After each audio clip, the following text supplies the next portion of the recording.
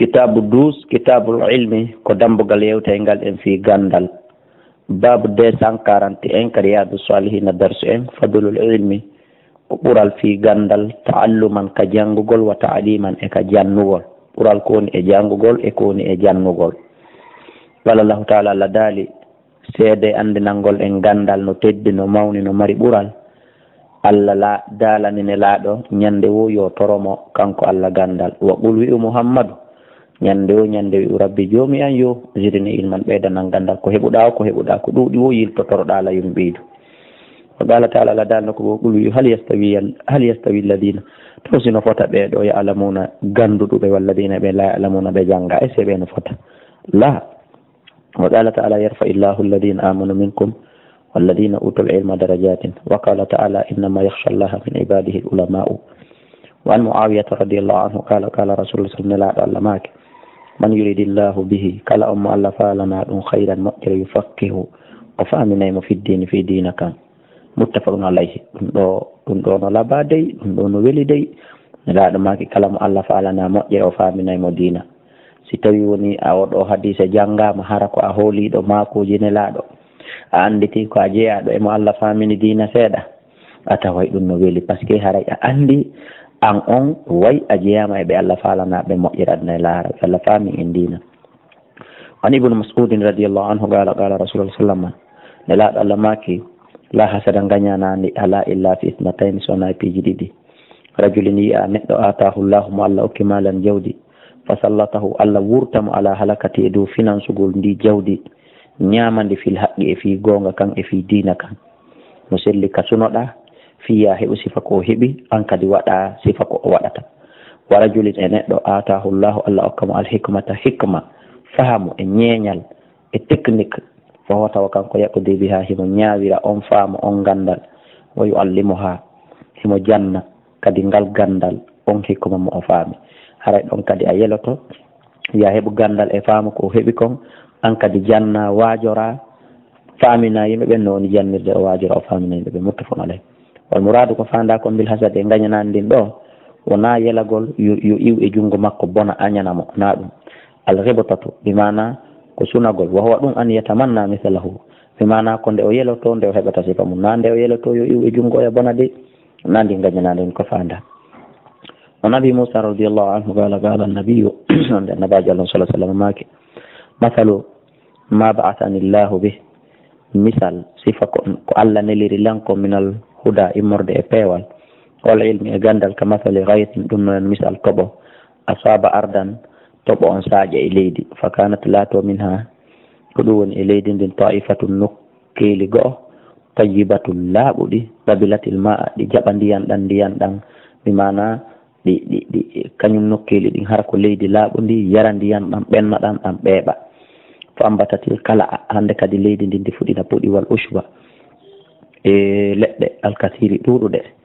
wa kana laato minha e leydi ndi nokkugo a jaadi bo pete amsakatil ma ndin ɗon ndi jogito ndiyan ɗam ɗa ronka ɓeɓude ndi ronka yarde ɗam ɓay ko pete fa nafa allahu biha nnasa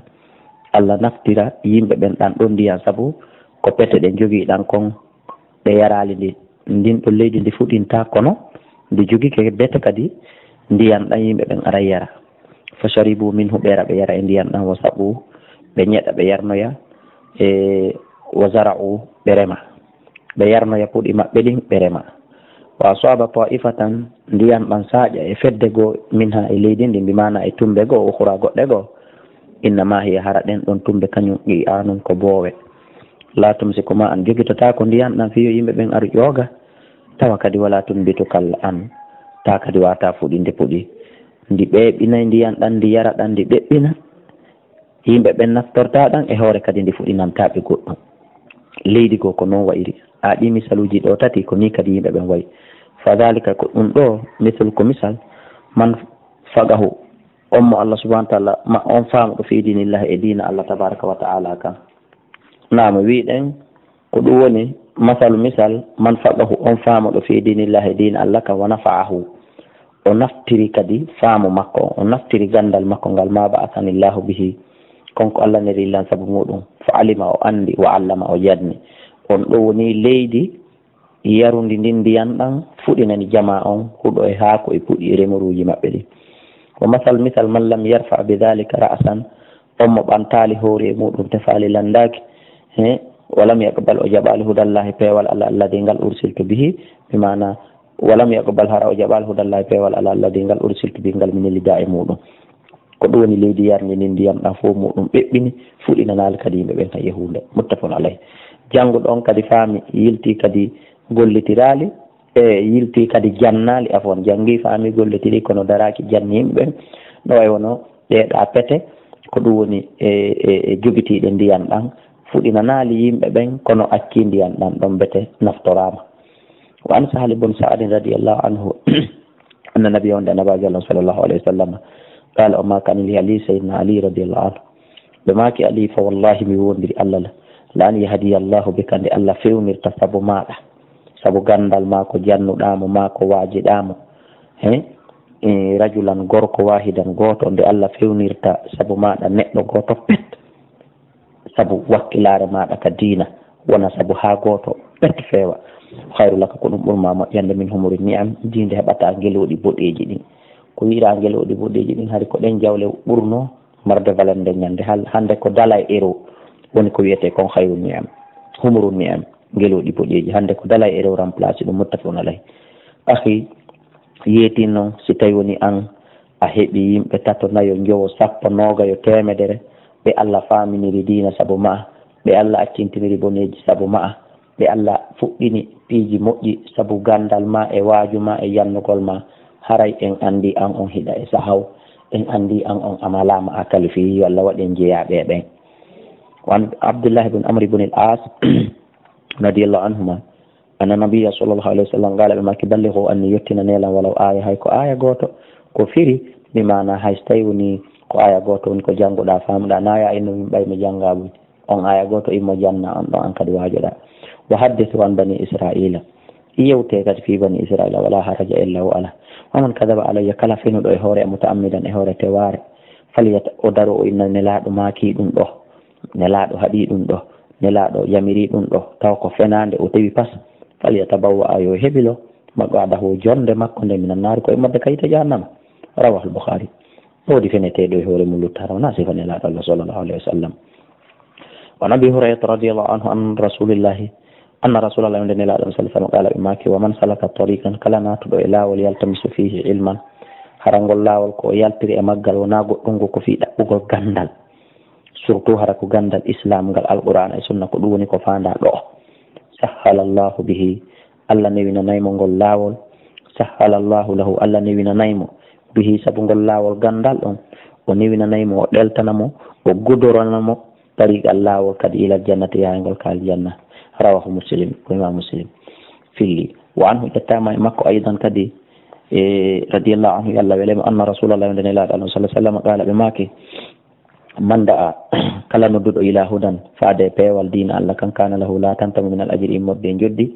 misalu ujuri sifa joddiji man tabi'ahu kala jokkuɓe mo kadi la yanqusu dalika ta ɗum kadi ɗuytata min ujuri immorde joddiji jokkuɓe mo ɓen sey an hay e hunde rawahu Muslim. wa anhu ƴettama e makko qala o make qala rasulullah sallallahu alaihi wasallam nelaɗo Allah make ida mata ibnu adama si woni ibnu adama on neɗɗo on woni o walike o maayi ya akhi in ɗato a taƴay amaluhu golle makko ɗen fof illa min salasin si wona golleji tati ko wonata ɗin tati sadaqatin jariyatin ko sadaka ilowo mi mana a tuti leggal a accihingal teɓede ngal ñaame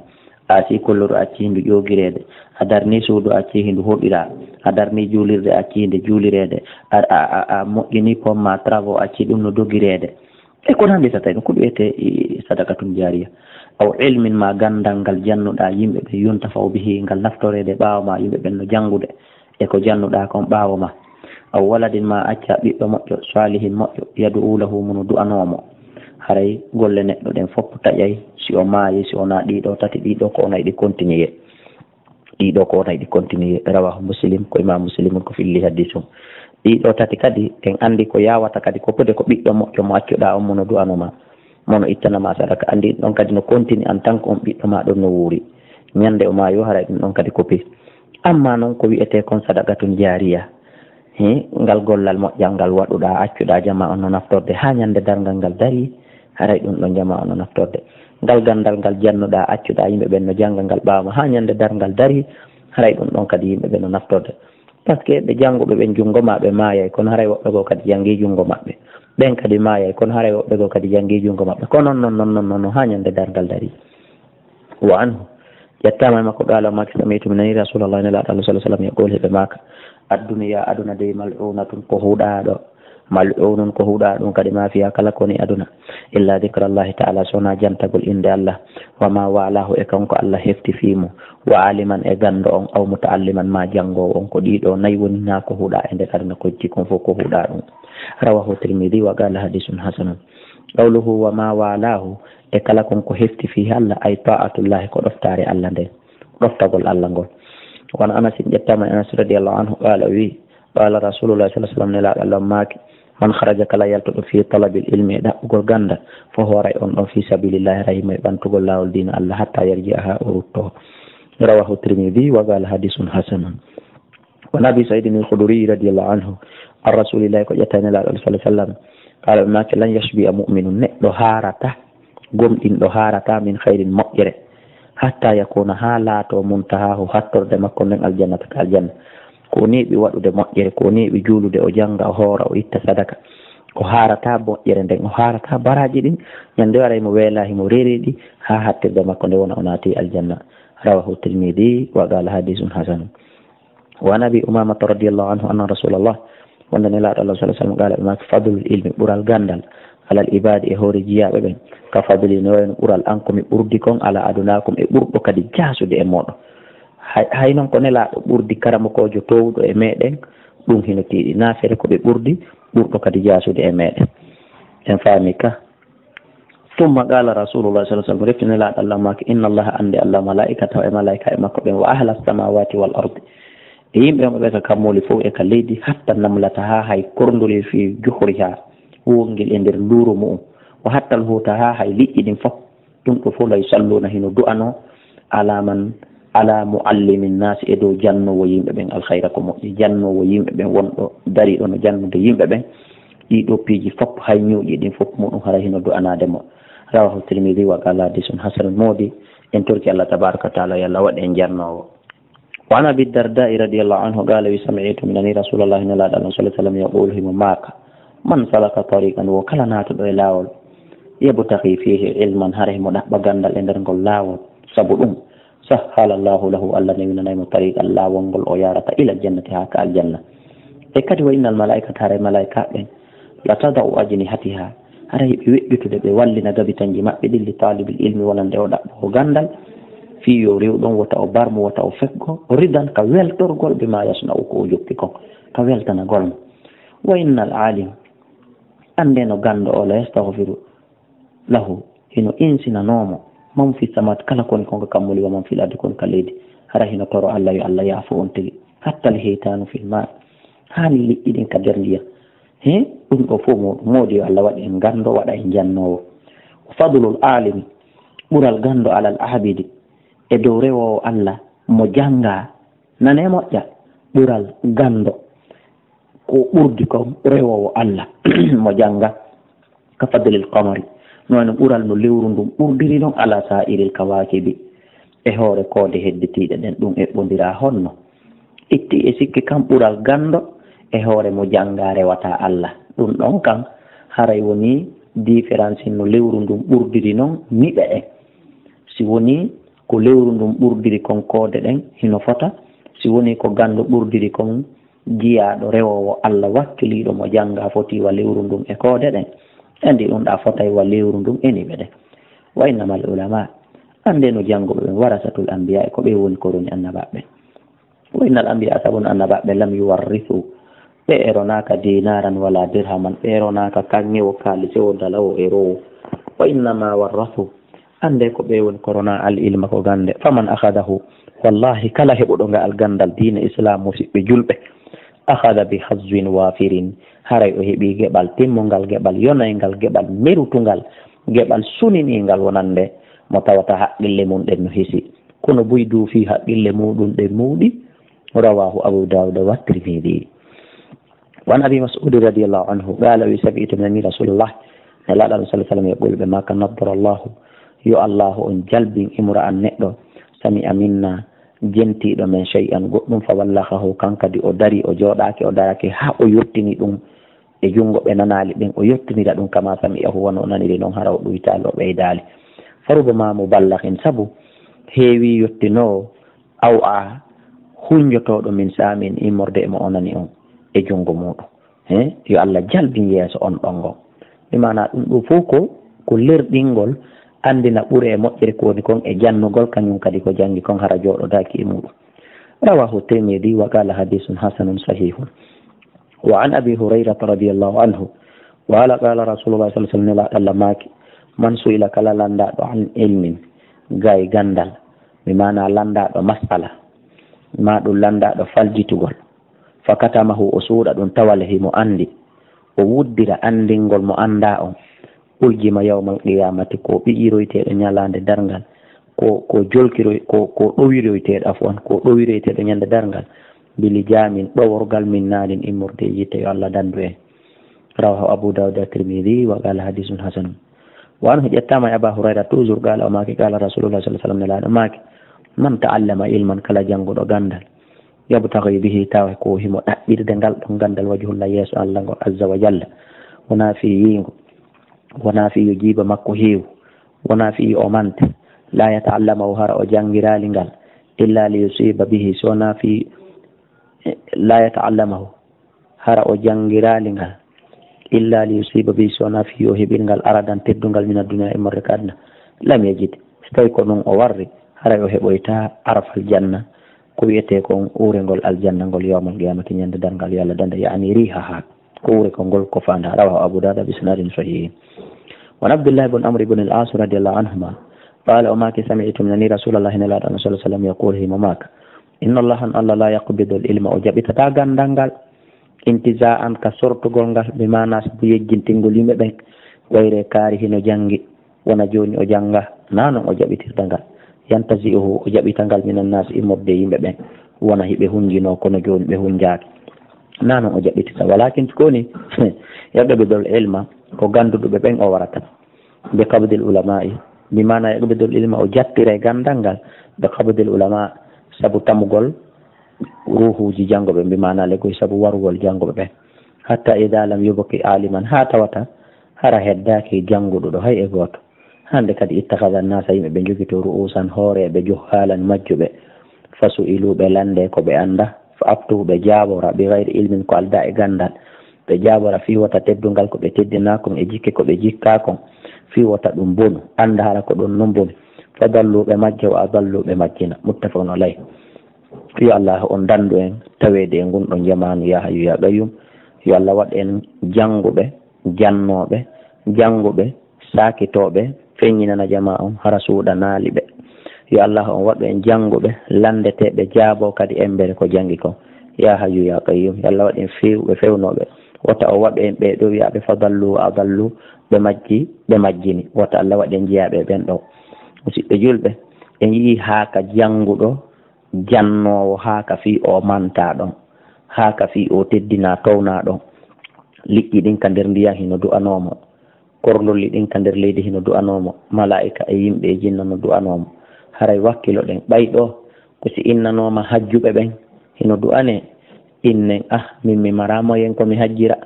min mi perdi ɗum ɗo ma si innanoma ittoɓe zakka ɓen innen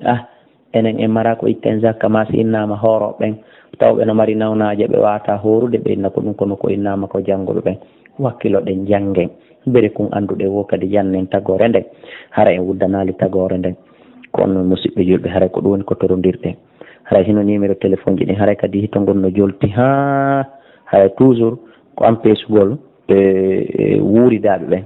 hoɗidaɓe ɓe loosidaɓe ɓen mi mana e nder suudu ndun e nder villa on ko kullol ɗum ɗon ampesugol ɗum ɗon haray ko ɗum ɗon joltini hito gon débrouille en ɗon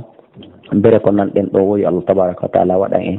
barke e muɗum eno numéro téléphone ji ɗin 657 60 53 09 631